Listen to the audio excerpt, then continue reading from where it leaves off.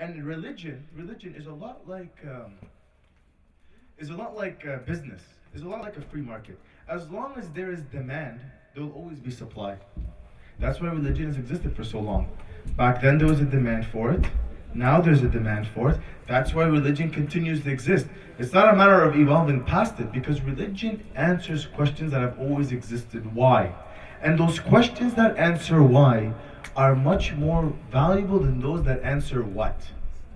And that's what religion does. It answers why. And that's why there's always a demand for it. And that's why that supply always exists. So, know thyself. How much energy do we put in knowing thyself? In looking into who we are. I've mentioned these throughout these nights, but with remembrance comes profit, as the Quran teaches us. So I'm trying to repeat it, to have it cement in myself, as well as everyone listening. The idea of giving yourself energy and giving yourself time. And that's why Imam Khomeini comes and he says, when it comes to people studying deen, he gives a very clear piece of advice.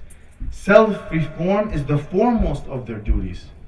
Before fiqh, before aqidah, before ahkam, before tarikh and Quran, the most important part that he needs to focus on more than anything is his self-reform. That is the most important duty he has. And when it goes back to this idea of self-reform and changing, what does Imam Baqir come and say? During these 10 nights, we've discussed we've discussed Karbala. And what word is always used when talking about Karbala? Bala, tragedy, calamities and tragedies. Karb wa bala. Even in the name Karbala, there is bala in it, right? But what does Imam Baqir say bala is? Look what Imam Baqir describes as bala and tragedy. Imam Baqir describes bala, there is no calamity like being content with your situation.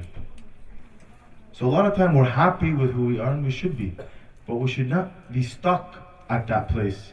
There is no bala like being content with your situation. And in this pursuit of knowing who you are, Amir al-Mu'mineen comes and says, the one who knows others has knowledge, but the one who knows himself is enlightened.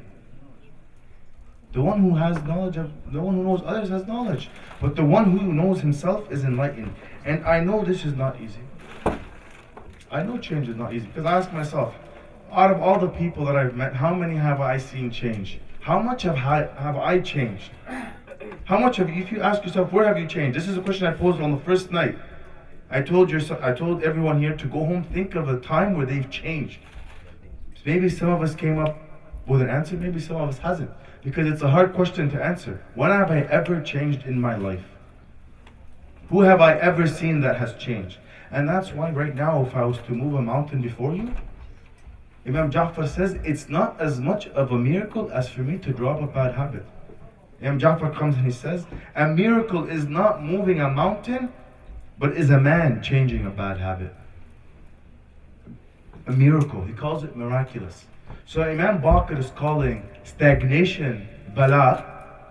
Imam Ja'far is calling the changing of a bad habit a miracle. It's to that extent that change is difficult. And that's why I've been stressing so much on this issue. And as we discussed, evolving, I'll share one more story with you. My roommate, he watches, okay, let me just say one thing actually before that. There was, one of the students is asked, who created you? Who created you? So, you ask me who created me, I'll say Allah subhanahu wa ta'ala. That's as far as my mind will take it. I ask maybe a toddler of 1 or 2 years old, who created you? He'll maybe say his parents had created him. But here this teacher asks the student, who created you? He replies and he says, my creation is not complete. My creation is not complete. There's more evolving for me to do. I'm not finished yet. My creation is not done. And my roommate, he always watches a lot of NFL football NFL Network. And there was a coach there who used to be a player or something. He was talking about God. And he said something that stuck in my mind. He's like, when God created us, he said, not there yet. Meaning God made us, but he left a little bit for us to do. He left a little bit for us to finish. He gave us the tools. Now it's for us to complete that. Do you understand? Sallu ala Muhammad wa ala Muhammad. اللهم صل على محمد وآل محمد. And in the quest of change, and this applies to me before anybody else, and in the quest of change, sincerity is of the utmost importance. What's the point of knowing and studying and advising and telling others while you yourself do not act?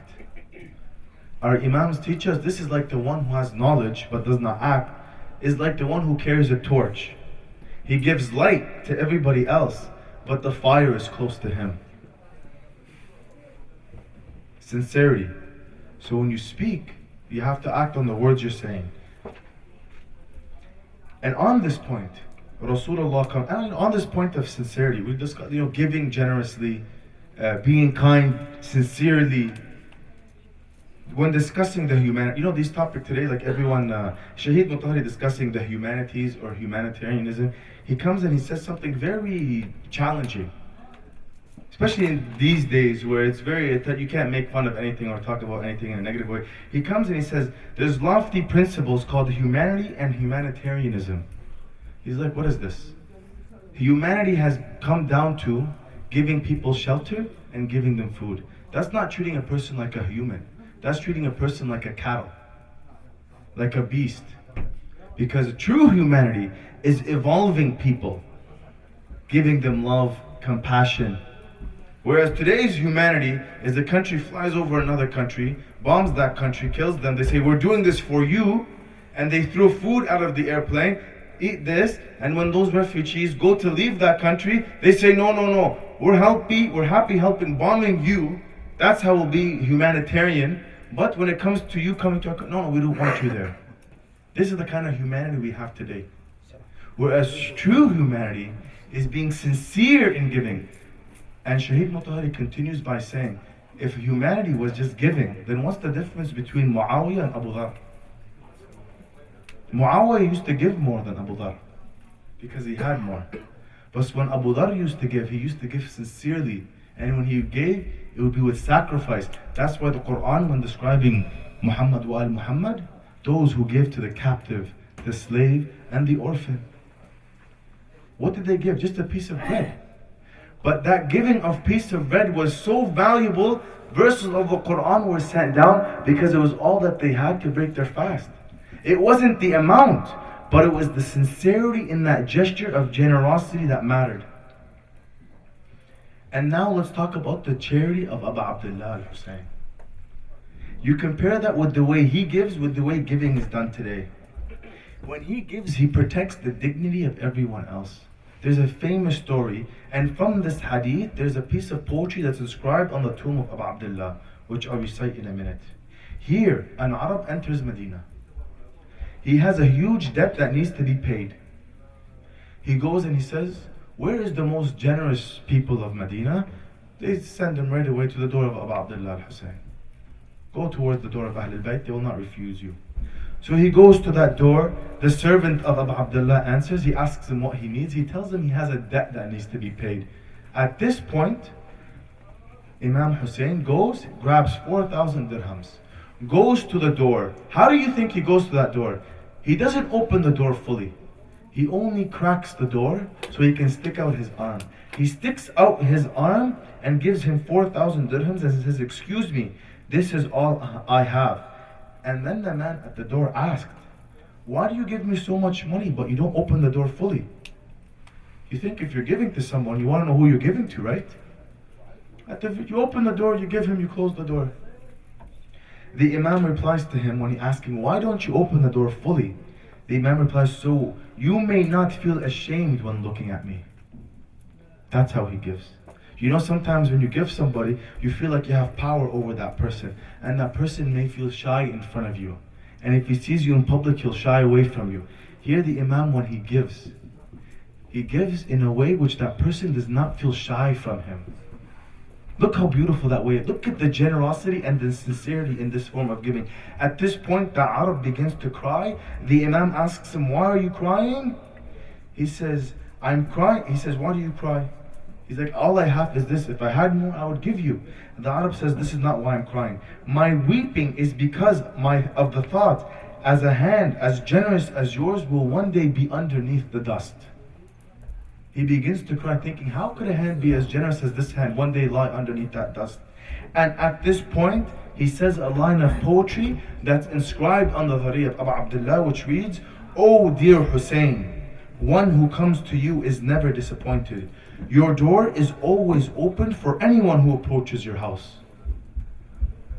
Your door is always open for anyone that approaches your house. That's humanity. That's sincerity. And then we can reach that level of sincerity and ikhlas. And then maybe we can be of those who Rasulullah comes and he says, because of their level of ikhlas, the Prophet says, most of my martyrs of my ummah will depart from this world in their death in their beds, while many will be killed in the battlefields, but God is aware of their intention. He says most of the shuhada of my ummah will leave in their beds, not in the battlefields. And there is one shaheed who died in his bed, yet his body was still showered with arrows, as if he was on the battlefield. The same way the body of Abu Abdullah was showered. And here we're talking about Imam Hassan, when he looks at his brother Hussein after he's been poisoned, and he comes and he says, I have been given poison to drink, and I have spewed my liver into this basin. And when I have died, shut my eyes and wash me and shroud me, then carry me to the grave of my grandfather, so I can give him one last visit, and then take my body and take me to the grave of Fatima bint Asad, my grandmother, for I wish to be buried there. And those people, if they see you and they think, I wish to be buried by Rasulullah, do not fight them. Do not spill any blood when going towards there. So at this instance, when Imam Hussein takes that brother of his body after it's been shrouded, and he takes it towards the grave of Rasulullah so he can pay his last respects to Rasulullah, at that moment, one of the wives of the Prophet comes out and says, what is there between you and me that you should allow someone I don't want to enter my house? And then Marwan continues and says, should Uthman be buried in the outskirts of Medina while Al-Hassan is buried alongside the Prophet? And then there became uproar. And then Imam Hassan told Imam Hussein, do not let blood be spilled near the tomb of our grandfather. The same way Imam Hussein, when he left Mecca, he did not want blood to be spilled in the Kaaba. Imam Hassan did not want blood to be spilled by the tomb of his grandfather Rasulullah. He says, so do not fight them. So upon the uproar, they go to leave. At that moment, Imam Hussein looks at that wife and says, what mischief you bring about. One day on a mule and now one day on a camel. And then as they're leaving, they begin to throw arrows at the body of Imam Hassan, to the extent that he again had to be reshrouded by Imam Hussein. But before the Imam had left this world, and he was vomiting into that basin, he told Imam Hussein to protect that basin, to not let Sayyidah Zainab see, because I cannot bear Sayyidah Zainab to look at me in this state. So how then, you ask yourself, how did Imam Hussein bear the thought, bear the idea when Sayyidah Zainab was looking at Ali al-Akbar? And at this point, Imam Hussein begins to cry, and then Imam Hassan comes and says, you cry over me, but there is no day like your day, Ya Abu Abdullah. That's what Imam Hassan tells us. You're crying for me, but there is no day like your day. And now when we go towards Karbala, there is the mubahala of Hussein. Here Hussein is Hussein, and Ali al-Akbar is Rasulullah, and Zainab is Fatima, and Qasim is Hassan, and Abbas is Ali. And in this mubahala, many sons of Hassan get killed, and many sons of Imam Hassan get slaughtered on the way. One of them is Abdullah ibn Hassan.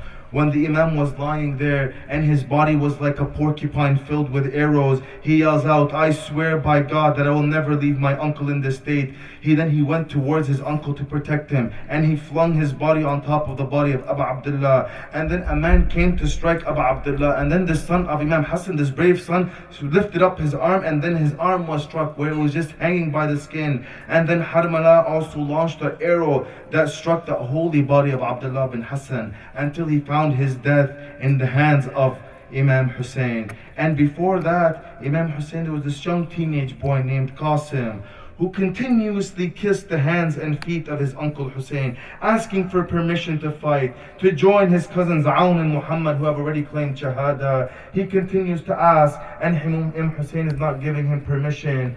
And then at this point, he asks mother, tomorrow my uncle Abbas, Ali Akbar, and I will defend Hussein. Mother, if I get killed, please do not weep over me. Here Farwa replied, my son, although I dearly love you, I shall not weep for you. Nothing will make me prouder than seeing you give your life for Islam. And on the day of Ashura came when Aun and Muhammad had fallen in the battlefield. Qasim came to Hussein bin Ali and begged permission to fight. And Hussein continued to say, and he would refuse. Qasim, you are young and you are your mother's only son. But then when he saw him so disappointed, he went towards his mother. And then his mother came and said, there's a letter that I was meant to give to you. Your father said, if I ever see you distressed, you should read this letter. And then he opened that letter. What did it read? He said, my son Qasim, this is Imam Hassan talking to his son, my son Qasim, a day will come when my brother Hussein will be facing an enemy in tens of thousands. That day will come. That will be the day when Islam will need to be saved by your sacrifice. You must represent me. Upon reading this letter, Imam Hussein says, oh my brother's son, how can I stop you from doing what your father wanted you to do? So now here, he says, you are an amana for me, so it's hard to see me let me go. And then Qasim replies to him, but you are a wasiyah for me, so I must fulfill it. And at this point, when Qasim charges the field, and Imam Hussein puts the turban of Imam Hassan on Qasim, and then he looks like Imam Hassan, and then Imam Hussein asked Qasim, how do you feel? How do you find death, Qasim? Qasim replied, oh my uncle, I do not fear death. Death for Islam will be sweeter for me than honey. And before he charged out, he went and visited his auntie Zainab. And when Sayyidah Zainab looked at Qasim, she said, oh my brother Hassan, is that in front of me now? As he charged the battlefield, he screams, if you do not know me, I am the son of Hassan, the grandson of the Prophet. And then at that tender age, he killed 35. And during the battle, when his foot got jammed in the saddle, and then he was carried towards the enemy camp. And when carried toward the enemy camp, they started to strike him. And then he called out, Ya Amma, oh my uncle, come help me. And here, Imam charges towards that battlefield, and Qasim's feet were seen in the distance kicking in the dust of Karbala, kicking up and down as he struggles to hold on to life. And here, when Imam Hussein reaches him, he sits by Qasim and he says, how hard is it for your uncle when you call him to help and he is unable to help you? And when Qasim had left this world, Imam Hussein grabs his abaya and he puts it on the ground, and then he starts to pick up the pieces of Qasim. Inna lillah wa inna ilayhi raji'un. Ask Allah subhanahu wa ta'ala to allow us to be of those who continuously seek reform and change for the better. Ask Allah subhanahu wa ta'ala to allow us to be of ibaduhu salihin, the Habba of Muhammad wa al Muhammad, the Shi'as of Amir al-Mu'mineen, and the Muntadhareen Amam Sahibi wa Asrihi wa Zaman. Sallu ala Muhammad wa al Muhammad. اللهم صل على محمد وآل محمد.